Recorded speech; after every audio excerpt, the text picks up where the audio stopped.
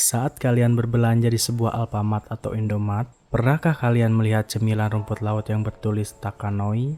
Ya, cemilan itu bukan produk dalam negeri, melainkan produk di luar negeri dari Thailand. Tidak hanya ada di Indonesia, produk itu ternyata juga ada di 27 negara termasuk Eropa dan pastinya Asia. Ketenaran produk ini tidak semanis perjuangan sang pemilik ketika ingin memproduksi produknya. Penasaran dengan ceritanya? Inilah film kisah nyata seorang top itipat yang berjudul Top Secret The Billionaire. Cerita dimulai dengan adegan seorang bocah yang bernama Top Itipat datang ke sebuah bank. Ia langsung meminta agar dia diberi pinjaman sebesar 10 juta baht atau sekitar 4 miliar rupiah.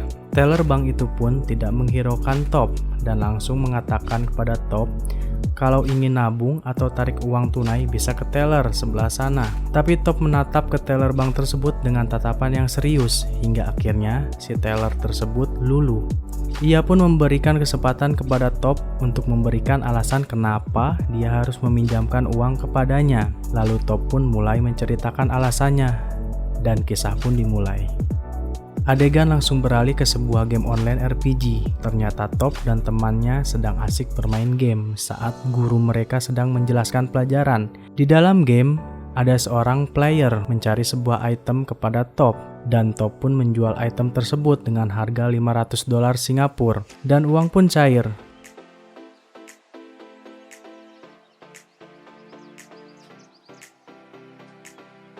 Top ke showroom dan langsung membeli sebuah mobil seharga 700.000 baht atau sekitar 300 juta rupiah. Membawa mobil ke sekolah, mengajak pacarnya jalan-jalan, hingga dimarahin kepala sekolah karena telah membawa mobil ke sekolah dan parkir sembarangan.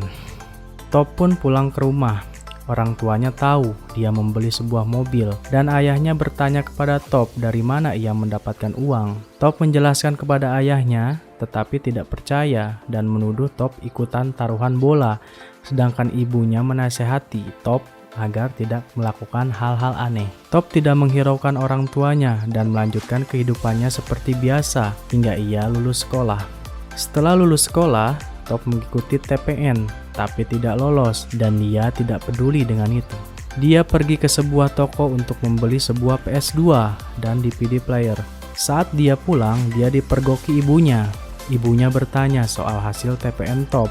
Dengan santai, Top bilang kalau ia gagal dan akan masuk kuliah swasta. Ayahnya tidak setuju dan mengatakan bahwa universitas swasta itu mahal. Top pun mengatakan dia tidak memerlukan uang ayahnya dan akan membiayai kuliahnya sendiri. Orang tua Top pun bertengkar akibat ucapannya. Singkat cerita, Top pun memandangi buku tabungannya yang kian merosot dan akun gamenya pun di-ban permanen akibat penyalahgunaan komersial. Top pun kembali ke toko PS2 dan DVD player yang kemarin ia beli. Dengan sisa uang yang dimilikinya, Top ingin membeli DVD player dengan jumlah yang banyak agar bisa ia jual kembali. Top pun pulang dan mulai mempresentasikan DVD player yang barusan ia beli kepada orang tuanya. Saat Top menjelaskan, ternyata DVD tersebut rusak. Top pun kembali untuk meminta pertanggungjawaban si toko. Orang toko itu pun menjelaskan bahwa DVD itu adalah DVD bajakan, jadi tidak ada garansi.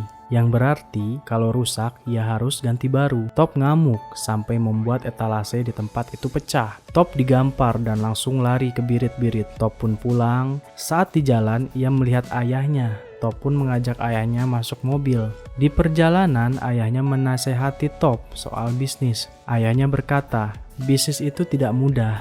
Jangankan anak kecil, orang dewasa saja banyak yang gagal akan bisnisnya. Ayahnya pun memberi uang ke Top agar dia kuliah saja. Lalu Top menolak dan berkata kepada ayahnya bahwa ia bukan seorang karyawan. Pada saat malam hari, Top mencuri jimat ayahnya. Kemudian, ia menggadaikan jimat tersebut seharga 100.000 baht atau sekitar 47 juta rupiah. Tentu saja uang tersebut digunakan Top untuk kuliah. Singkat cerita, pada akhirnya Top kuliah. Saat di suatu pelajaran, Top merasa bosan dan dia mengajak temannya untuk ikut bolos. Namun temannya tidak mau. Top bersikeras untuk mengajak temannya ikut bolos dengan dia. Pada akhirnya temannya tetap tidak mau bolos dan Top pun menitip sebuah perekam suara kepadanya. Top pergi dari kelas, pergi melihat ke kelas pacarnya, dan lalu pergi keluar sekolah. Di perjalanan, Top melihat Food Expo. Top pun masuk ke sana. Di sana dia melihat sebuah penggoreng kacang otomatis yang pertama di Thailand. Top pun tertarik dan ingin membelinya. Tapi karena harganya terlalu mahal, Top pun hanya bisa menyewanya. Barang pun sampai di rumah. Orang tua Top marah kenapa dia membeli barang-barang yang tidak berguna. Top menjelaskan bahwa ia akan berbisnis kacang. Ayahnya pun kembali marah, tapi Top hanya diam. Dan ibu Top menenangkan si ayah. Pada suatu malam, Top bermimpi bertemu seorang dewi keberuntungan. Orang Thailand percaya jika bermimpi seperti itu berarti sesuatu yang baik akan terjadi. Top pun semangat dan ingin segera membuka usahanya. Top mencari tahu cara membuat kacang yang enak. Ia bertanya-tanya ke pedagang kacang yang ia temui di pinggir jalan. Akhirnya kacang berhasil dibuat. Ibu dan pamannya menjadi tester pertama Top dan respon mereka bagus. Singkat cerita, Top pun akhirnya berjualan di sebuah mall. Pada hari pertama, jualan Top hanya terjual sangat sedikit, padahal pamannya sudah melakukan segalanya. Di suatu saat, Top menemani pacarnya ke sebuah pasar. Top pun mengamati cara penjual di sana memasarkan produknya. Akhirnya, Top pun mendapat 3 poin penting saat jualan. Top kembali lagi ke tempat jualannya dan langsung mencari lokasi yang lebih bagus dari sana. Keesokan harinya, Top sedang ujian di sekolah. Teleponnya berdering, tetapi pengawas tersebut tidak mengizinkan Top untuk mengangkat teleponnya. Top mengabaikannya dan langsung pergi dari ruangan tersebut. Ternyata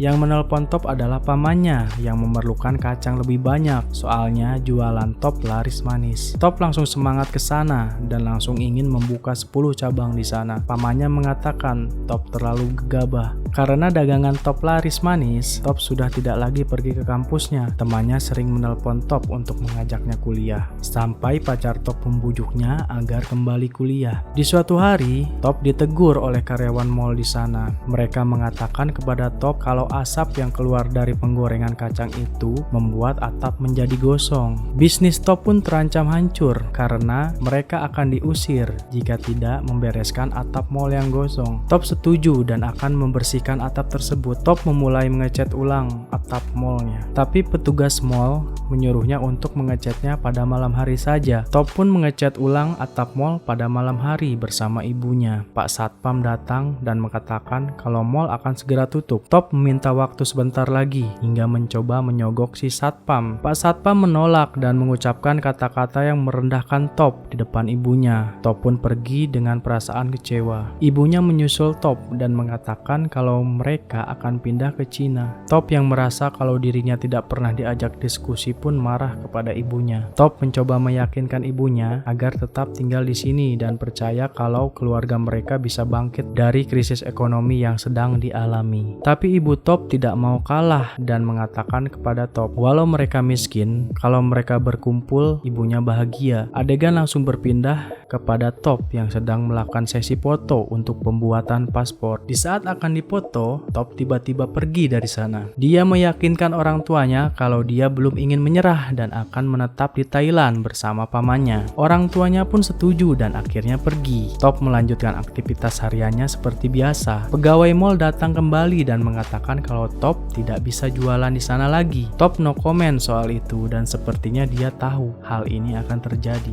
Saat Top galau termenung di rumah, dia melihat banyak tetangga di depan rumahnya. Setelah dicek, ternyata ada surat di gerbang rumah Top. Surat itu berisi soal penyitaan rumah. Top yang kesal lalu membuang surat itu ke tempat sampah. Top pergi jalan-jalan ke kafe sendiri. Ketika hendak pulang, dia bertemu dengan pacarnya kembali. Pacarnya marah karena Top tidak ada kabar dalam waktu yang lama. Top langsung memeluknya dan mereka pun kencan. Top menceritakan semua yang terjadi kepada pacarnya. Pacar Top mengajaknya untuk kembali kuliah. Top pun setuju dan akan kembali kuliah. Di selang-selang percakapan, pacarnya menawarkan sebuah cemilan rumput laut goreng yang ia beli di Provinsi Rayong. Top penasaran dan bertanya, kenapa jauh-jauh dari sana hanya beli rumput laut goreng? Pacarnya pun menjawab kalau rumput laut goreng itu adalah sebuah cemilan enak dan langka. Top mencoba menyicipi dan ternyata memang cemilan itu begitu enak. Top mendapat inspirasi dan ingin berjualan rumput laut goreng. Dia pun mencoba memulai memasak rumput laut, tapi tidak seperti kacang sebelumnya. Rumput laut yang Top goreng terasa pahit dan hambar.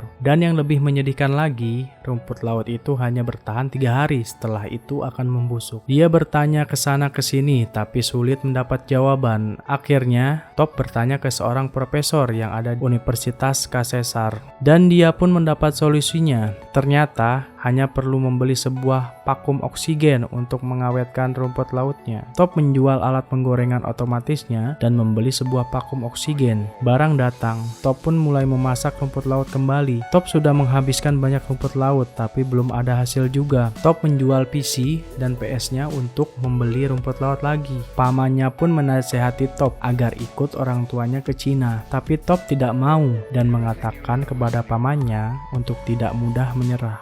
Tiba-tiba, Top ditelepon pacarnya untuk mengikuti ujian TPS. Top langsung gas OTW dan akhirnya dia sudah selesai menyelesaikan semuanya dan kembali pulang. Ketika pulang, Top penasaran kenapa lampu-lampu di rumah tidak dihidupkan padahal sudah malam. Top langsung memanggil-manggil pamannya yang tidak ada respon. Saat sedang mencari, dia melihat pamannya sedang tergeletak di lantai dengan beberapa darah di sekitarnya. Top bergegas membawa pamannya ke rumah sakit. Keesokan harinya, Top memasak rumput laut sendirian hingga rumput laut Top habis. Tapi ketika Top hendak membeli lagi, Top melihat rumput laut yang kehujanan tergeletak di bawah. Top pun menggoreng rumput laut itu. Tak disangka, rumput laut itu begitu enak. Top pun langsung ke rumah sakit untuk memberikan rumput laut itu ke si paman. Ternyata respon si paman bagus. Rumput laut yang digoreng Top memang enak. Singkat cerita, Top kembali jualan di sebuah mall dan laku parah. Top juga menulis target tahunannya di telapak tangan, yaitu sebesar 1 juta baht per tahun atau sekitar 450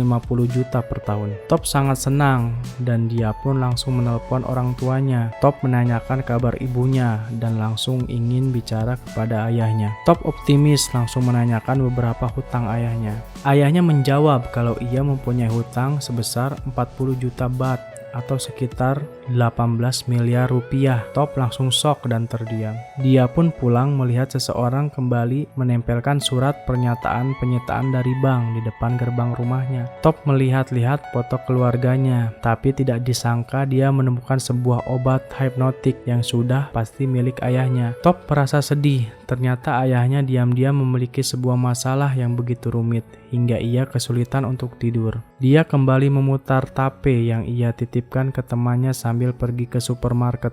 Di situ, dia mendengarkan sebuah kata motivasi, yaitu jika kau berpikir kau akan sukses, maka kau benar-benar akan sukses. Di sela motivasi itu, mereka menjelaskan strategi hutan rimba, yaitu strategi menciptakan sebuah partnership bisnis kita dengan bisnis orang lain di setiap daerah. Top yang baru saja keluar dari supermarket 7-Eleven langsung berpikir kenapa tidak rumput lautnya dipasarkan di sana. Top langsung cus OTW, mencari tahu agar produknya bisa dipasarkan di 7-Eleven juga. Setiba di kantor 7-Eleven, dia melihat seseorang juga yang akan mempresentasikan produknya. Dan Top pun mencoba menirukan dengan mempresentasikan produknya di depan kaca kamar mandi. Orang yang sebelah Top sudah pulang. Top melakukan sebuah kesalahan karena ia belum mendaftarkan diri untuk menjadi tamu. Dia pun harus menunggu lama. Setelah menunggu lama, akhirnya Top mempresentasikan produknya. Hanya saja, ketika pegawai itu melihat produk Top langsung ditolak mentah-mentah dikarenakan harga yang terlalu mahal, belum ada kemasan dan ukuran yang terlalu besar. Top pun pulang dalam keadaan kecewa. Saat dia pulang,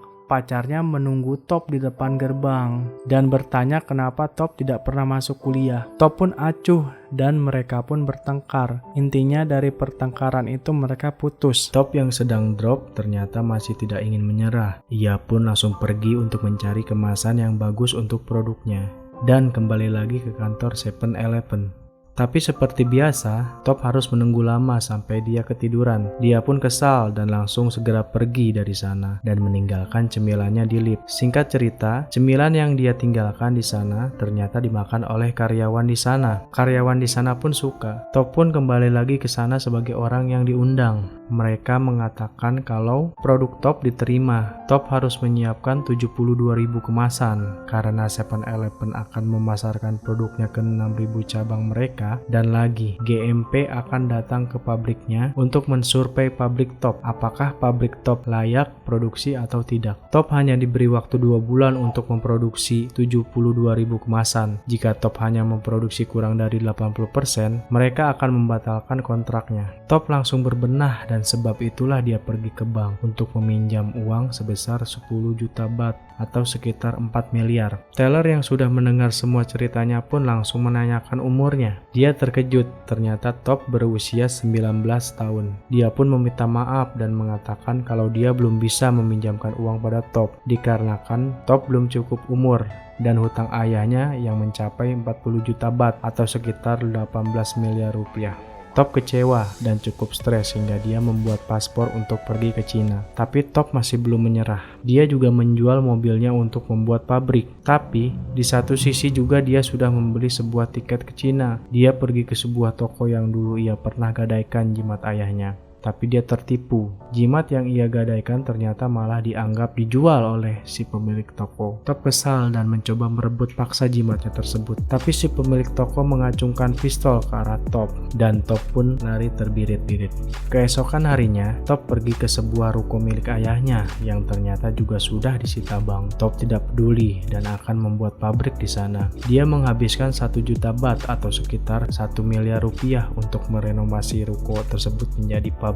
Top membeli beberapa barang di sebuah toko dan pada saat di stasiun kereta, dia melihat mantan pacarnya ternyata sudah punya pacar lagi. Top kembali ke ruko tersebut dan berbincang-bincang dengan pamannya. Dia pun mengatakan kalau usaha ini juga gagal, dia tidak mempunyai apapun lagi. Karena Top sudah memberikan segalanya untuk bisnis ini, singkat cerita, pabrik Top sudah selesai dibangun dan pihak dari GMP pun datang. Mereka melihat ada beberapa keganjalan yang tidak sesuai standar GMP, seperti lampu yang masih terbuka, sabun cuci tangan pakai alkohol 70%, dan parit yang tidak tertutup. Pamannya yang melihat kemungkinan pabrik Top tidak akan lulus pun menyarankan Top untuk menyogok pegawai GMP, tapi Top tidak mau dan lebih ingin berpasrah diri. Singkat cerita, penantian panjang pun tiba. GMP mengirim surat keputusan lewat fax. Top pun langsung melihat surat itu, tetapi hasil printernya tidak bagus. Dia pun mencari cahaya untuk melihatnya, dan saat melihatnya, Top pun gembira karena isi suratnya menyatakan bahwa pabrik Top disetujui oleh 7-Eleven dan produknya siap dipasarkan ke 6.000 cabang di seluruh Asia. Top pun gembira. Keesokan harinya Top bangun pagi-pagi untuk pergi ke pelabuhan mengantar produknya. Sebelum dia pergi, dia memeluk pamannya dan bilang kepada pamannya kalau dia gagal lagi, dia tidak akan keras kepala lagi karena dia sudah menghabiskan semuanya untuk ini. Sesampai di sana, Top ternyata terlambat 1 jam dan pegawai di sana cukup julid kepada Top dan tidak mengizinkan truk Top masuk. Namun melihat tampang Top yang kelelahan, pegawai tersebut pun luluh dan akhirnya mengizinkan truk Top untuk masuk. Saking senangnya, dia pun sampai mimisan. Produk Top pun akhirnya dimasukkan ke kontainer. Dia pun langsung menelpon ayahnya dan menyuruhnya untuk pulang. Cerita pun berakhir. Kredit film diisi dengan deskripsi singkat tentang keberhasilan Top setelah kerjasama dengan 7-Eleven. Diketahui bahwa kerjasama Top dengan 7-Eleven bisa membayar lunas hutang ayahnya 40 juta baht dalam 2 tahun. Top juga mempunyai 2.500 karyawan dan memiliki perkebunan rumput laut di Korea Selatan. Dan film pun tamat. Dari sini kita bisa belajar bahwa semakin kita berusaha untuk bangkit, semakin banyak pula rintangan yang menghadang. Yang terpenting, kita jangan menyerah dan selalu percaya bahwa usaha tidak akan mengkhianati hasil. Untuk video kali ini cukup segini saja. Semoga kalian termotivasi dan bisa menjadi penyemangat kalian ketika sedang terpuruk. Bye.